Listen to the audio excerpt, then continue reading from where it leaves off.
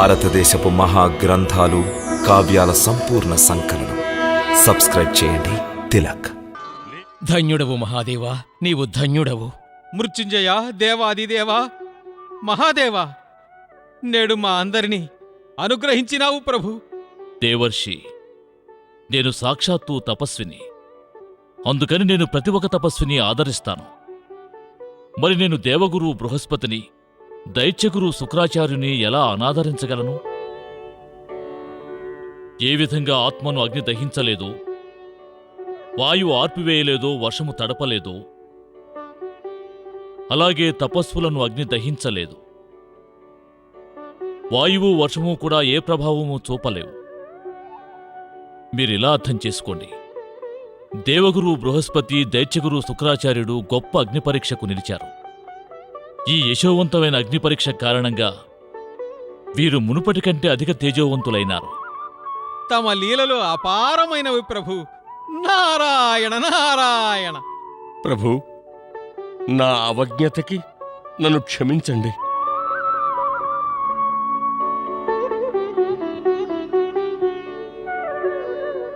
మీ సమస్యని పరిష్కరిస్తాను. నేనే స్వయంగా చెప్తాను దేవర్షి. నేను త్రిగుణాతీతుడను కాను, ఎందుకంటే క్రోధం నా స్వభావం.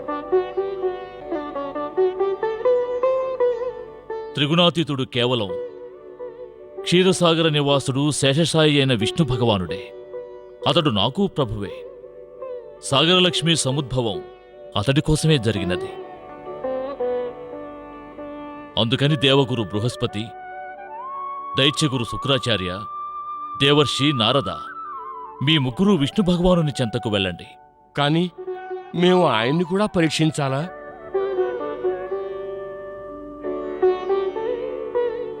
ఎవరి మాయకి మనం అధీనులమో వారిని పరీక్షించడం ఎవరికి సాధ్యమవుతుంది? ఏమి జరుగుతున్నా అది ఆ లీలాధరుని లీలయే. మీరందరూ ఒక విషయం తెలుసుకోండి. ప్రభువు మీ అందరినీ పరీక్షిస్తున్నాడని. ఈ పరీక్షలో ఉత్తీర్ణులం కావడానికి మాకు నీ ఆశీస్సులు అవసరం మహాదేవా. నా ఆశీస్సులు సదా మీ వెంటే ఉంటాయి. విజయోస్తు.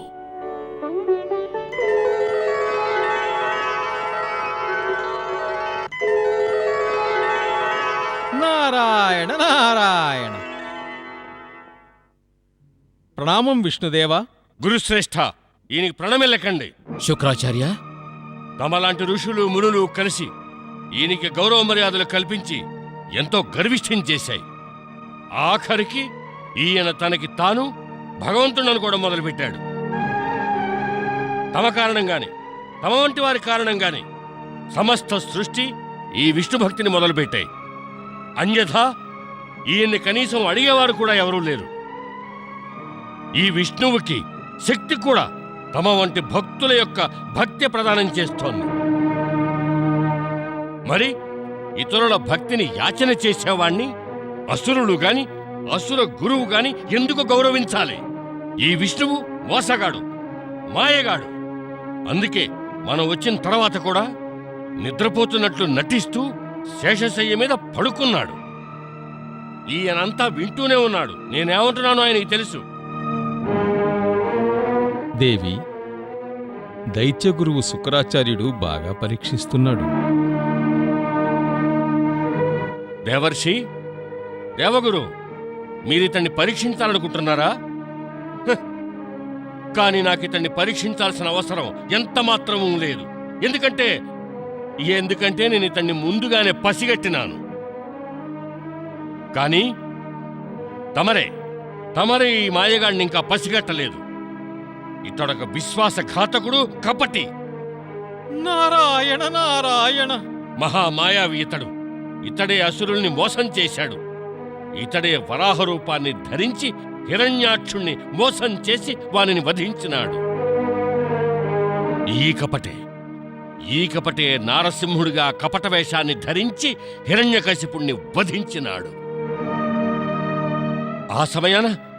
ఆ సమయాన అసురులు ఏమీ చేయలేకపోయారు. కాని ఇప్పుడు నేను సువర్ణావకాశాన్ని వదులుకోలేను. నేను ఈ విష్ణువుకి ప్రతీకారం చేస్తాను. చూస్తున్నావా దేవి, శుక్రాచార్యుడు ఏ విధంగా విషపూరితమైన మాటలతో విష్ణు భగవానుని కాటువేయడం కోసం ప్రయత్నిస్తున్నాడో? ఏ విధంగా శుక్రాచార్యుడు బృహస్పతి కలిసి బ్రహ్మదేవుని మహాదేవుని పరీక్షించినారో అదే విధముగా ఇప్పుడు విష్ణు భగవానుని పరీక్షిస్తున్నారు. తేడా ఏమిటంటే ఏ పక్షపాతమూ లేకుండా ఈ పరీక్ష జరగాలి. అందుకనే దేవగురువు స్థానంలో అసురగురువు శుక్రాచార్యుడు ఈ నాటకమునకు సూత్రధారుడైనాడు. అసుర గురువునైన కారణంగా నేడి విష్ణువు యొక్క అస్తిత్వాన్ని మాయం చేస్తాను. సమస్త లోకాలకు నేను నిరూపిస్తాను విష్ణువు సర్వవ్యాపి కాడని, అలాగే అతడి అస్తిత్వం ఎక్కడా మిగిలి ఉండలేదని. నారాయణ నారాయణ, భగవంతుని అస్తిత్వాన్ని ఎవరైనా మట్టుపెట్టగలరా? ఒకవేళ అతడు భగవంతుడు కాకపోతే అవశ్యం అతడు నశ్వరుడే. ప్రస్తుతం నేను ఇదే నిరూపించాలనుకుంటున్నాను. నేను ఇప్పుడే ఈ కపట విష్ణువుని వధించబోతున్నాను. నేను ఈ కపట విష్ణువుని వధించబోతున్నాను.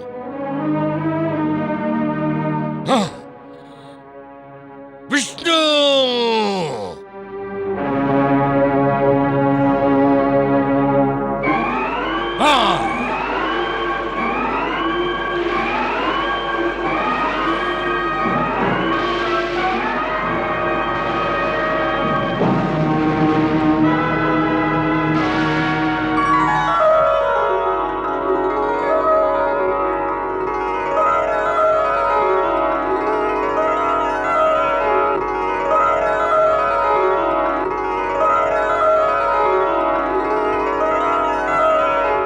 సర్వేశ్వర, నీవు దైత్యగురువు శుక్రాచార్యుని మా ఇరువురిని క్షమించు. శుక్రాచార్యుడు నిన్ను ఘోరంగా నిందించాడు. మేవా నిందలను ఆలకించి భయంకరమైన పాపం చేశాం. మమ్మల్ని క్షమించండి ప్రభు, క్షమించండి మమ్మల్ని. దేవర్షి, క్షమాపణ నేను కోరుకోవాలి. నిద్రలో అచేతనుడైన కారణంగా నేను మీ ముగ్గురి పట్ల అపరాధం చేశాను. భార్గవ, దేవగురు, దేవర్షి, నేను తమ గొప్పదనానికి తగ్గట్టుగా తమకు చెయ్యవలసిన అతిథి మర్యాదలు చెయ్యలేకపోయాను. అందుకని నేనే మిమ్మల్ని క్షమాపణ కోరుకుంటున్నాను. ఏమంటున్నారు? మీ భక్తియే నాకు శక్తిని ప్రసాదించింది. అందుకని మీరు నా ప్రణామాన్ని స్వీకరించండి. తమరు మమ్మల్ని లజ్జితులను చేయకండి ప్రభూ. తమరు కావాలంటే మమ్మల్ని శాసించండి, శిక్షించండి, కాని మమ్ము లజ్జితులను చేయకండి. మీ భక్తియే నాకు శక్తిని ప్రసాదించింది. అందుకని మీరు నా ప్రణామాన్ని స్వీకరించండి. తమరు మమ్మల్ని లజ్జితులను చేయకండి ప్రభూ. తమరు కావాలంటే మమ్మల్ని శాసించండి, శిక్షించండి, కాని మమ్ము లజ్జితులను చేయకండి. నేను మీ ముగ్గురిని లజ్జితులను చేయడం లేదు. పైగా మీ ముగ్గురికి ఆదర సత్కారాలు అందిస్తున్నాను. సృష్టి కళ్యాణం కోసం ఎవరైతే తమ ప్రాణాల గురించి చింతించకుండా సత్కార్యాలు చేస్తారో వారు నా దృష్టిలో భగవంతునికే భగవంతులు. ధన్యులు ప్రభూ, తమరు ధన్యులు. తమలో ఏ వికారమూ లేదు. తమరు నిజముగానే త్రిగుణాతీతులు. శంకర భగవానుడు తమ గురించి ఈ మాటే చెప్పాడు. అది సత్యమే. నీవు నిర్గుణుడవు, నిర్వికారుడవు ప్రభు. నారాయణ నారాయణ. అంతర్యామి, నీవు దీనబాంధవుడవు, ప్రవృత్తి సీమలకు అతీతుడవు. అందుకనే నిన్ను కామ, క్రోధ, మద, లోభ, మోహ మత్సరములు తాకలేవు. ప్రభు, ఈ త్రిలోకాలలోనూ నీవొకడివి మాత్రమే త్రిగుణాతీతుడవు. నీవే విష్ణువుగా సంచాలనం చేస్తున్నావు. త్రిమూర్తులలో నీవే సర్వశ్రేష్ఠుడవు. దేవర్షి, శుక్రాచార్య, బృహస్పతి, సంపూర్ణ విశ్వంలో భిన్న భిన్న రూపాలలో నేనే వ్యాపించియున్నాను. బ్రహ్మ, విష్ణు, మహేశ్వరుడు వీరు నామమాత్రానే త్రిమూర్తులు. వాస్తవానికి నా శక్తే ఈ త్రిమూర్తులలో నిండి ఉన్నది. మాలో ఎవరూ తక్కువ కాదు, ఎక్కువ కాదు. నేనే బ్రహ్మను, నేనే మహాదేవుడను. ఋషిశ్రేష్ఠులారా, నేను మీ ముగ్గురి పట్ల ప్రసన్నుడనైనాను. కోరుకోండి, ఏ వరమైనా కోరుకోండి. వరాలు పొందాలనే అపేక్షతో మేము తమ వద్దకి రాలేదు. మేం కోరుకునేది సాగర మథనములో అవతరించిన లక్ష్మీదేవికి నీవు ఆశ్రయమియ్యాలని. దేవర్షులారా, లక్ష్మీదేవి నా యొక్క స్వరూపమే. సృష్టి రచనకే నేనామెను సృష్టించినాను. లక్ష్మీదేవి నా కోసమే ఉద్భవించింది. నేను పురుషుడనైతే లక్ష్మి నా ప్రకృతి, నేను బ్రహ్మనైతే ఆమె నా మాయ. మహాత్ములారా, ప్రపంచం జగజ్జనని లేకుండా ఉండనే లేదు. మహాలక్ష్మే పరాశక్తి దుర్గ, యోగమాయ, మహాకాళి, సరస్వతి. ఆమె సౌందర్యం నిండిన ప్రకృతి, మానవత నిండిన సంస్కృతి. ఆమెను ఆశ్రయించే సంపూర్ణ జగతి యొక్క ఉద్భవము, అభివృద్ధి జరుగుతున్నది. తమ లీలలు అద్భుతం ప్రభూ. లక్ష్మీదేవి తమకే యోగ్యురాలు. ఇక మాకు అనుజ్ఞనివ్వండి ప్రభు. తమకు లక్ష్మీదేవికి జరగబోవు శుభవివాహము యొక్క శుభ సమాచారము దేవతలకు అసురులకు తెలియచేయాలి.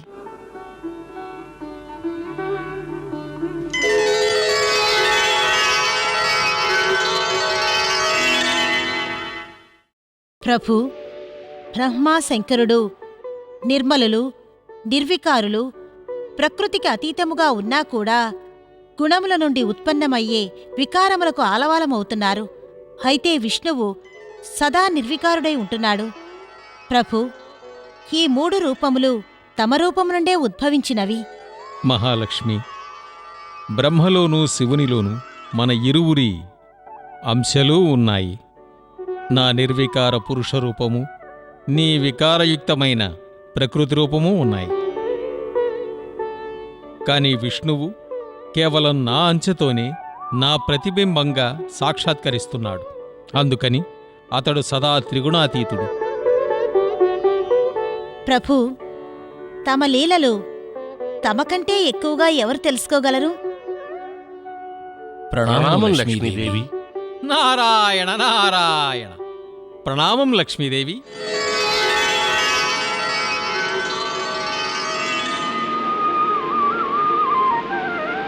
మహాలక్ష్మి, మేము ఊరము త్రిమూర్తులను పరీక్షించినాము.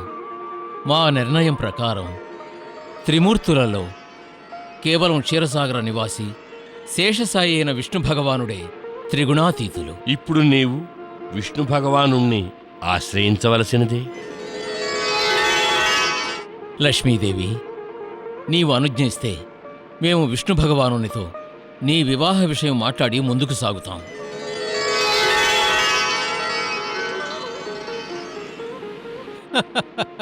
నారాయణ నారాయణ.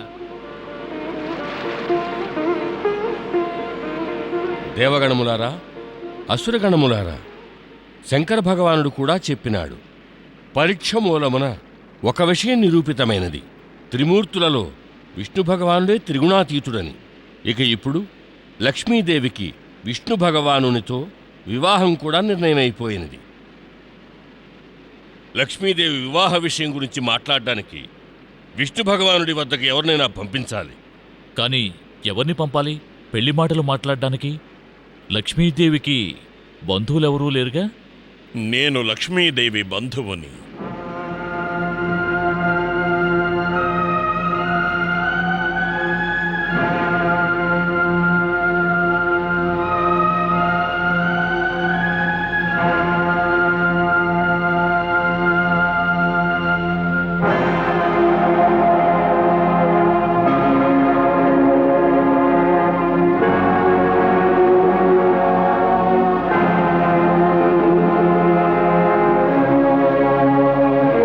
తమరెవరు? లక్ష్మీదేవికి తమరేమవుతారు? నేను సముద్రరాజును.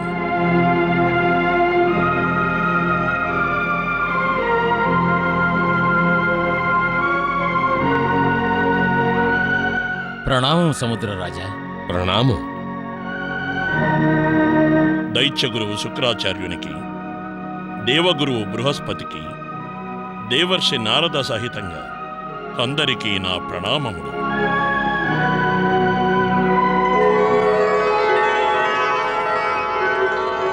నా పేరు రత్నాకరుడు. లక్ష్మీదేవి సముద్ర గర్భం నుంచే ఉద్భవించింది. ఆ విధంగా నేను సముద్ర కన్యకు పితృదేవుణ్ణి. కాని లక్ష్మీదేవి అజన్మ కదా. పితృదేవుని బాధ్యత నిర్వర్తించడానికి జన్మనివ్వాల్సిన అవసరం లేదు. లక్ష్మీదేవి సముద్రం నుంచి ఉద్భవించిన కారణంగా నా పుత్రికగా పిలువబడుతుంది. నేనావిడ పితృదేవుణ్ణైనప్పుడు కన్యాదానము కూడా నేనే చెయ్యాలి. వివాహ విషయం మాట్లాడడానికి విష్ణువుని కలవాలి కదా, అందుకు నేనే వెళతాను. సాగరరాజా, నీవు వాస్తవానికి లక్ష్మీదేవి తండ్రివి కాదు. అందుకని వివాహ సంబంధం గురించి మాట్లాడడానికి ముందు నీవు లక్ష్మీదేవి అనుమతి తీసుకోవలసి ఉంది. అవునవును, అనుమతి తీసుకోవాలి. అవశ్యం తమ సూచన ఆమోదయోగ్యం.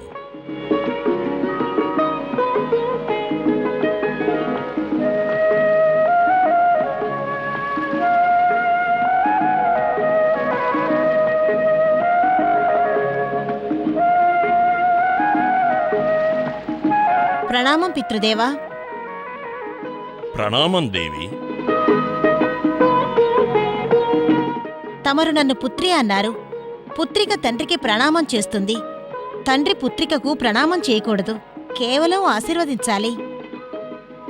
దేవి, జ్యేష్ఠులు తమ కనిష్ఠుల్ని ఆశీర్వదిస్తారు. నీవు దైవీక రూపమున ఉన్నంత వరకు నీవు నాకు పూజ్యురాలవు. అందువల్ల నేను నీవీ రూపమున ఉన్నంత వరకు నిన్ను ఆశీర్వదించలేను.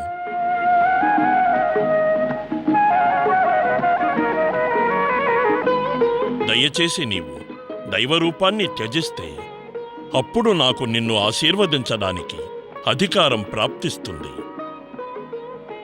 తథాస్తు.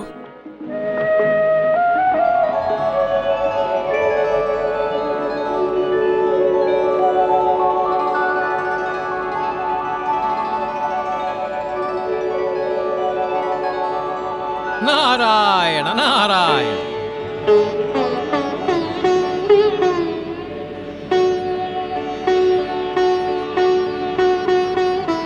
పితృదేవా, ఇప్పుడైనా తమ పుత్రికను ఆశీర్వదిస్తారా? కళ్యాణమస్తు. పుత్రి లక్ష్మి, నేను నీ ఇచ్ఛా ఆజ్ఞలతోటి నీ వివాహ విషయం మాట్లాడడానికి వెళ్తున్నాను. ఇక నీ వివాహం పూర్తయ్యేంత వరకు నా ఇంట్లోనే ఉండు. నిన్ను అత్తవారింటికి పంపేంత వరకు నీవు నా సముద్ర భవనంలోనే ఉండు. హటులనే తమ ఆజ్ఞ పితృదేవా. దాసీలారా,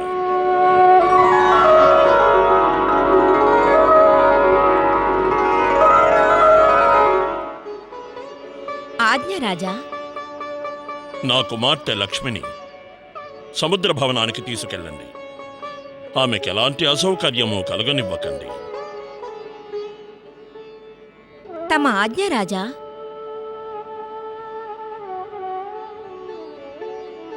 రండి యువరాణి.